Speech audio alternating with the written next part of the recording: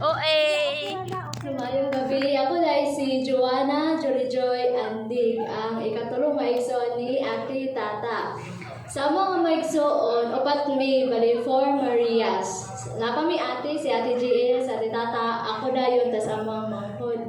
Dahil sa mga magigsoon, si Ate Tata ang pinaka-maldita, pinaka-limpiada, Pinaka-OA. Tapos siya nagipaglaban yung mga gamit tungkol kay Sasaw kasi yung inana siya pati ang gawas sa mo pertahan nga which is lapit na sa kalsada iya pag akong giflorakan kay gusto siya limpyo inana si ate tapos samo din nga maigsuon kay sayo manawala ang mga papa tapos gibyan mi sa mga mama si ate ang nahimong breadwinner sa mga pamilya bali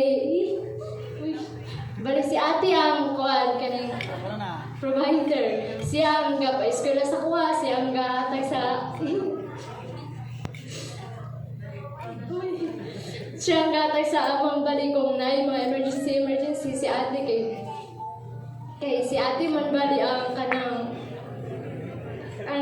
kuan kaning sayo nakahuman og eskwela kay ano pa eskwela sa iya mo lumululog kay lagi wala na mong papa atong 2010 dayon natitikas ang si ate na work from home sa Mindanao. Dahil si Kuya Yuli nabilin diri sa Cebu. Dahil natitikas ang nagka-misunderstanding sila. Tapos, tingnan namin, kinihilang nagkalit si ate tata. Dahil tingnan na siya nga, nag-away na sila ni Kuya Yuli. Dahil nang naita po na yun, ang tibok pamilya nahubog.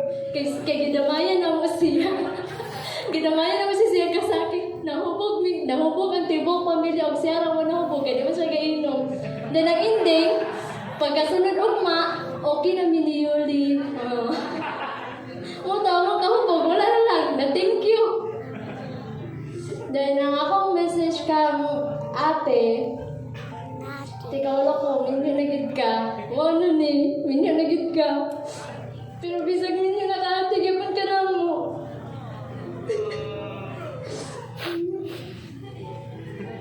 Ate gawin ka na mo permanente mina para sa iyo ay kalimot matigulang ka man or maon sa nagapon ni para sa iyo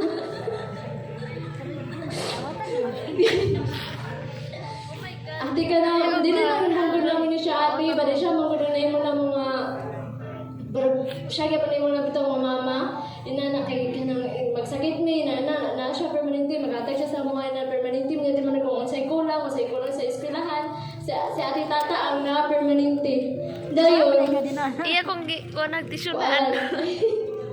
Kita nagbatag. Ay, tata. kang Kuya Yuli ya kabalo mo ko kung unsa nakabutan pero sabtay tanong ate sabda ko ang ate kay kabalo ka kung unsa na siya kamalita sa karte sabda lang gid siya og iya ko mabot man galing ka sa panahon nga dili na nimo sabda ng ate ulit lang